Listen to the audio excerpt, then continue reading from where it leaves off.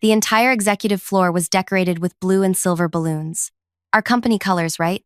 The conference room had this massive cake with 500% growth written in blue icing. Everyone was clapping, smiling, looking at me. I mean, they were literally giving me a standing ovation as I walked in. 500% growth in 18 months during a recession. I remember standing there thinking, this is it.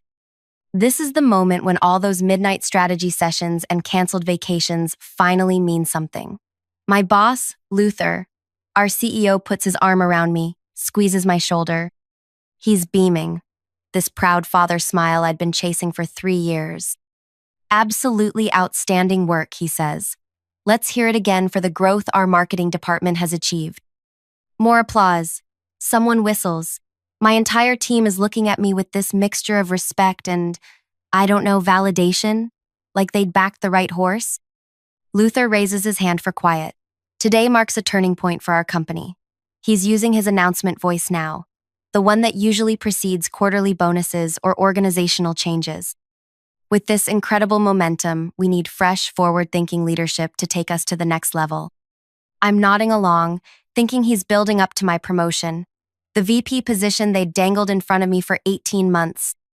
Then the conference room door opens, and in walks this kid, literally a kid, 20-something, expensive haircut, designer suit that's just slightly too big for him. Luther's smile gets even wider. I'd like to introduce everyone to Drew, my son. He'll be taking over as our new vice president of marketing, effective immediately. The silence in that room, I can still feel it. It was like all the oxygen just disappeared. Drew walks directly to me, hand extended. I've heard so much about you, he says. Dad says you've built an amazing foundation for me to work with. Foundation. Like I was the fucking concrete they poured so this Nepo baby could build his corner office on top. I remember shaking his hand, smiling, congratulating him. Meanwhile, the emails I'd sent that morning to our 5 biggest clients were already sitting in their inboxes. Lunch meetings already scheduled for the following week. Hey, I'm Naomi Reed, 34. And if you're wondering whether I'm the villain or the hero in this story, honestly, I've stopped caring about the difference. Before I get into what happened next, could you hit that like button and subscribe? Because this gets messy, and I promise it's a ride worth taking. Leave a comment if you've ever had your work stolen by someone who's never had to earn anything. I read every single one. So back to that conference room. Everyone's eating cake, awkwardly congratulating this kid who's never managed so much as a lemonade stand, while I'm standing there with my career bleeding out on the floor. 3 years at this company, 12-hour days, working through pneumonia last winter because we couldn't miss our targets. When people started clearing out, Luther pulls me aside. Naomi, I need you to help Drew transition. Show him the ropes, introduce him to the clients, you know. I'm nodding, but inside I'm thinking about the fact that I'd just been demoted without actually changing my title. I'd be doing the VP job while Junior gets all the credit. Of course, I say.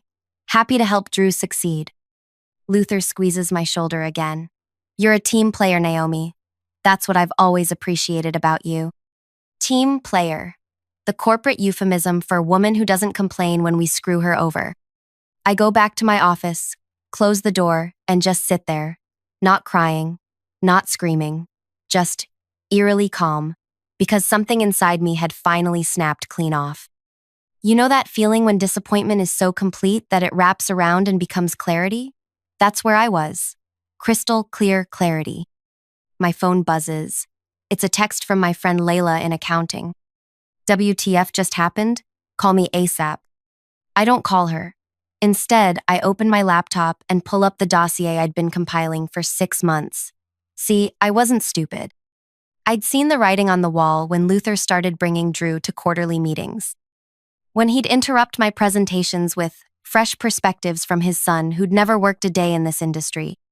The dossier had everything: client relationships, campaign strategies, but most importantly, it had the truth about our biggest client, Westbrook Industries.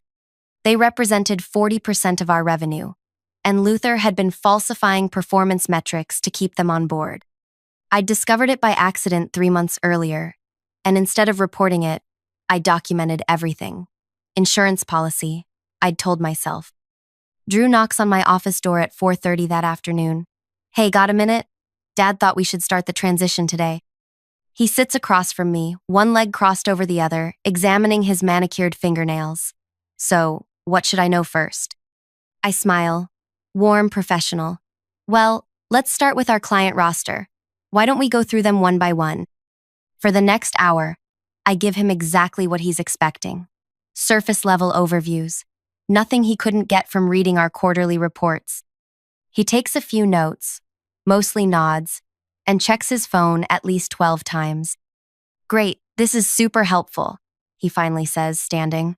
Dad's taking me to dinner with the Westbrook team next week. Maybe you could prep me before that? Actually, I say, I've already scheduled a lunch with Marcus Westbrook tomorrow. Routine check-in. Why don't you join us? Drew looks briefly panicked. Tomorrow, I have a golf thing with your fraternity brothers?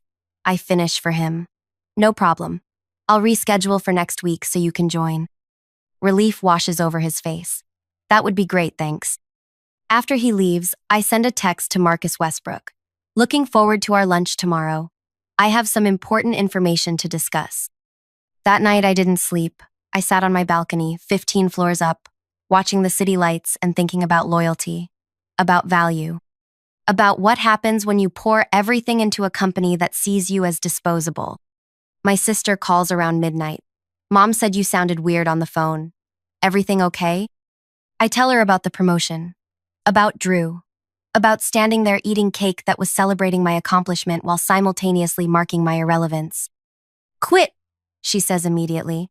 With your track record, you could walk into any marketing firm in the city. It's not that simple, I tell her. Why not? Why not indeed? Was it pride? The 3 years I'd invested? The unfinished business? I'm not done there yet, is all I say. The next morning, I dress carefully. Dark blue suit, minimal jewelry, hair pulled back, professional, forgettable, the kind of woman who gets passed over for promotions. Marcus Westbrook is already at the restaurant when I arrive. 50-something, old money, the kind of man who refers to women in business as gals without irony. His company had been with our firm for a decade. Naomi, he says, standing to greet me. Always a pleasure.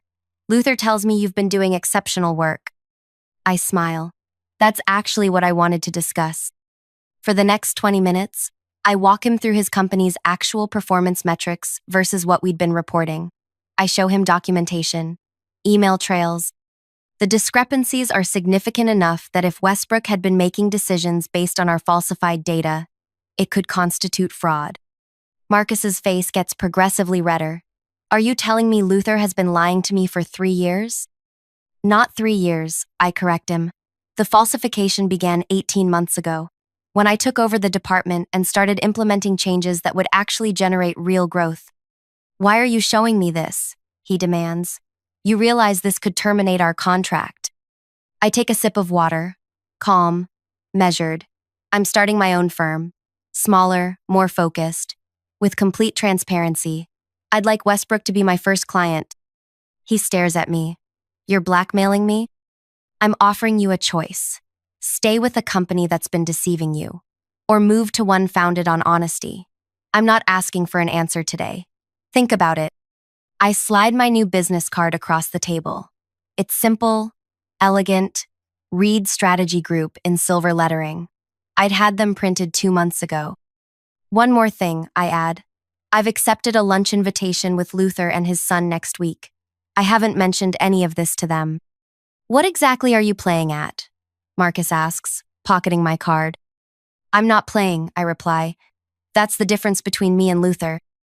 Over the next 5 days, I met with our other 4 major clients. Each meeting followed the same pattern. Documentation of discrepancies. My new business card. No pressure for an immediate decision. Drew shadowed me around the office, asking basic questions about marketing strategies I'd implemented years ago. I answered everything thoroughly, professionally.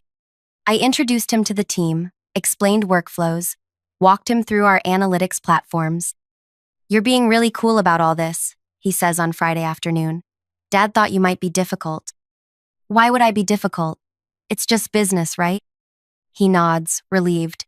Exactly. Just business. The following Tuesday is the lunch with Westbrook. Luther, Drew, Marcus, and me. We meet at Delano's, this overpriced steakhouse where Luther always entertains important clients. Luther orders expensive wine, talks about golf, introduces Drew as the fresh blood our company needs. Marcus is polite but reserved. He glances at me occasionally, but I keep my expression neutral. So, Luther says eventually, Drew will be taking over the Westbrook account personally. We want to give you our top-tier attention. Marcus dabs his mouth with his napkin. Actually, Luther, I've been meaning to discuss our contract. Luther's smile doesn't falter, but his eyes sharpen. Of course, we're always open to adjustments. It's not an adjustment. We're terminating. The silence that follows is even more profound than the one in that balloon-filled conference room. Luther's smile freezes in place. Terminating? Marcus, we've been partners for a decade. If there's an issue— The issue, Marcus interrupts, is integrity. Or rather, your lack of it. Luther's eyes flick to me, then back to Marcus. I don't understand. Naomi has shown me the actual performance metrics for our campaigns, compared to what you've been reporting to us. Drew looks confused. What's he talking about, Dad? Luther's face has gone pale. Marcus, whatever you think you've seen, I'm sure there's a simple explanation. Save it, Marcus says, standing. We've already signed with Reed Strategy Group, effective immediately. He nods at me, drops his napkin on the table, and walks out. The look Luther gives me, if hatred could burn, I'd be ash on that restaurant floor. What did you do? He whispers. I take a sip of the expensive wine he ordered. Nothing you wouldn't have done. It's just business, right? I wish I could tell you that was the end of it. That one client was enough to make my point.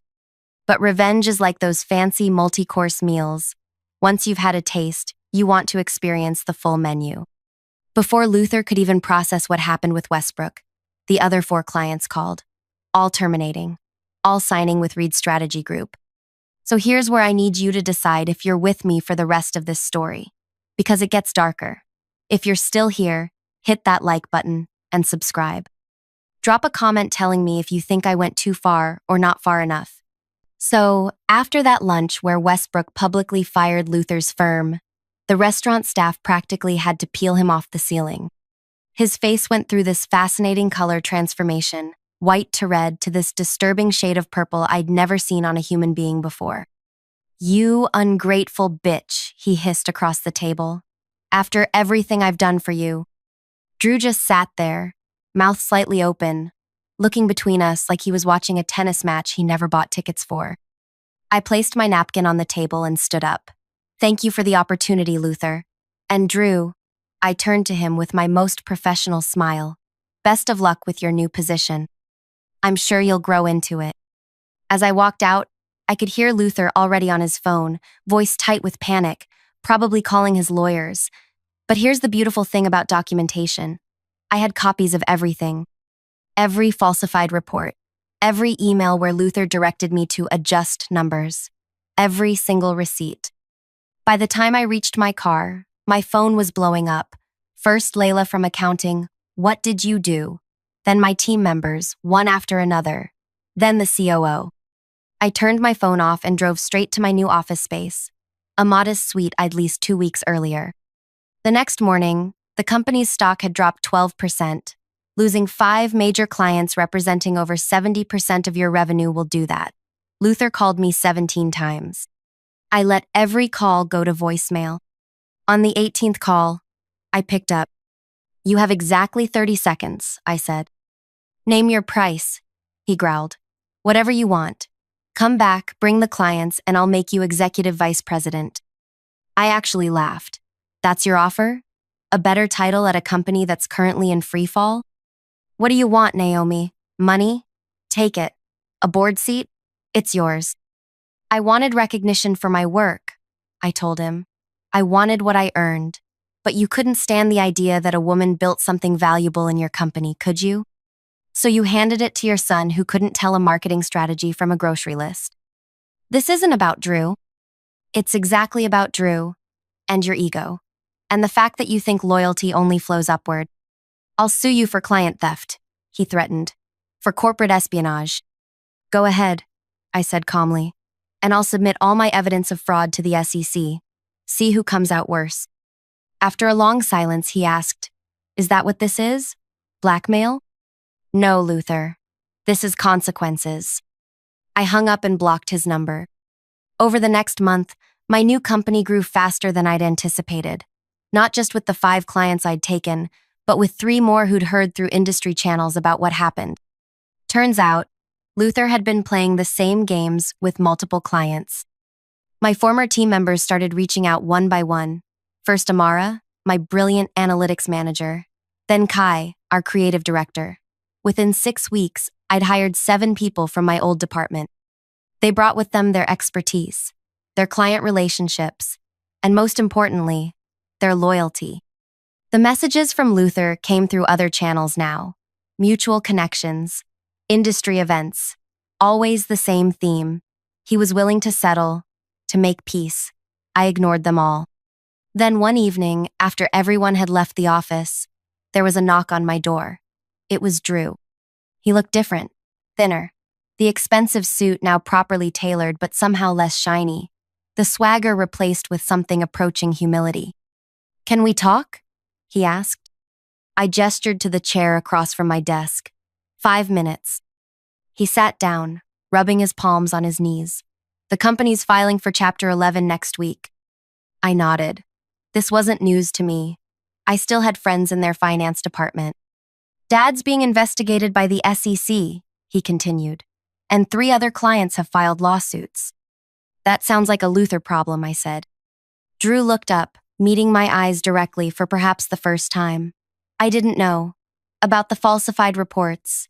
I swear. Would it have mattered if you did? He thought about this, then shook his head slowly. Probably not.